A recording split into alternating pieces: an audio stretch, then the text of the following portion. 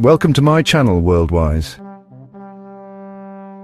I bet you didn't know about the unbelievable story of JAL Flight 123. August 12, 1985, Japan Airlines Flight 123 ascended.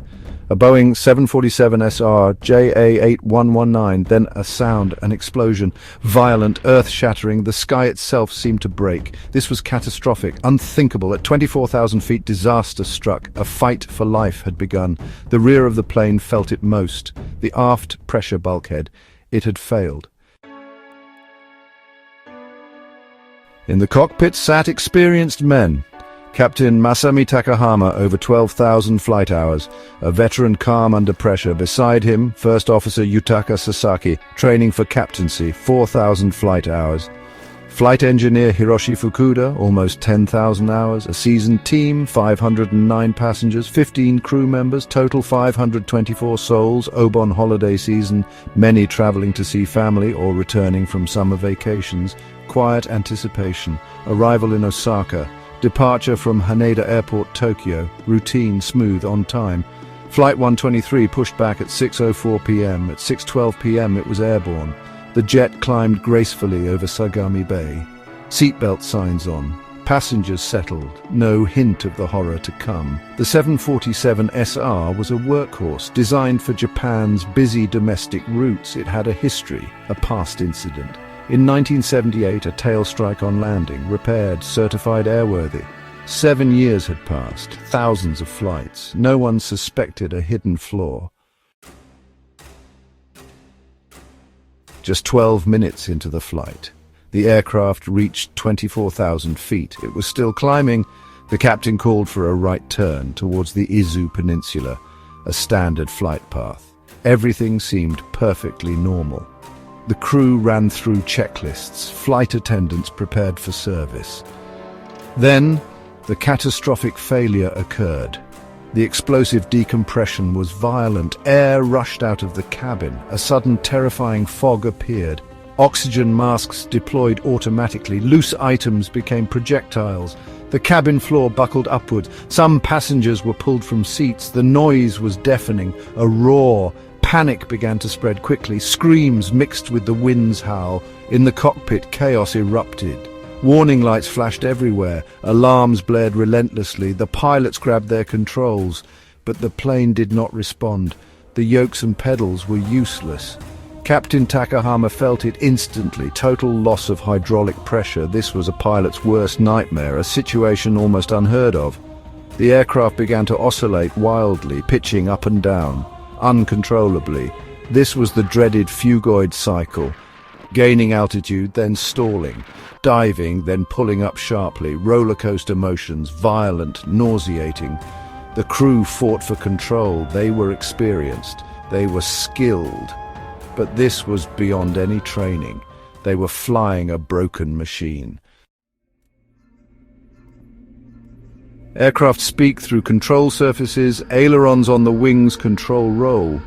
Banking left or right, elevators on the tail control pitch. Nose up, nose down. The rudder on the tail fin, it controls yaw side to side. These are the plane's primary tools for navigating the three-dimensional sky. They are moved by hydraulic power. JL123 had lost all four. 4 redundant hydraulic systems, all severed, all useless. The vital fluid had bled out into the cold upper atmosphere. The control surfaces flapped uselessly, like limbs without muscles. The pilots moved their yokes. They pushed their rudder pedals. Nothing, no response at all. Captain Takahama understood. His aircraft was mortally wounded. He declared an emergency. Tokyo Control, JL123. Request immediate return to Haneda. Descend and maintain 220. His voice, though strained, was professional. Air traffic control responded quickly. They cleared a path, offered assistance, but ground control could not fly.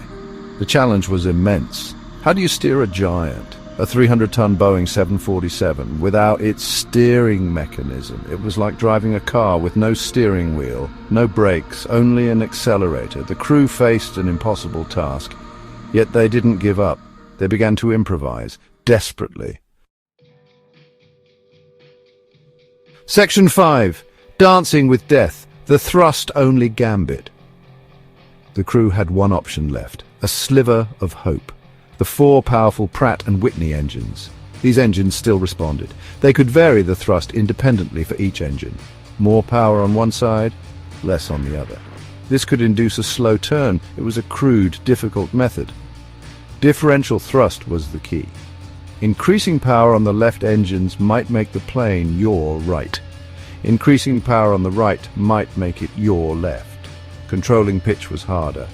Bursts of power might raise the nose, reducing power might lower it. This was not precise. Far from it. It was a brutal wrestling match. For 30 agonizing minutes, Captain Takahama and his crew fought. They battled the crippled giant using engine thrust alone. They managed some rudimentary control, slow, wide turns, shallow climbs and descents. It was an incredible feat. Testament to their skill, their coolness, their refusal to surrender. The aircraft was barely controllable. It continued its wild phugoid cycles up to 26,000 feet, then down towards 20,000 feet. The oscillations were sickening. The stress on the airframe immense. The crew tried to dampen them with delicate throttle adjustments. It was like balancing a pencil on the tip of a finger in a storm. Section 6. The long uncontrolled fall, a desperate battle. Cabin pressure was lost. The hole in the fuselage made repressurization impossible.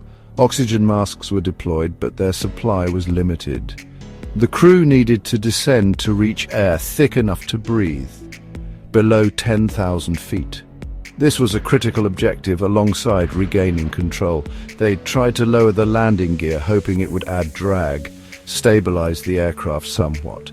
Using the alternate electrical system, some gear did extend, but it had little positive effect. The plane remained unstable, its path erratic, unpredictable.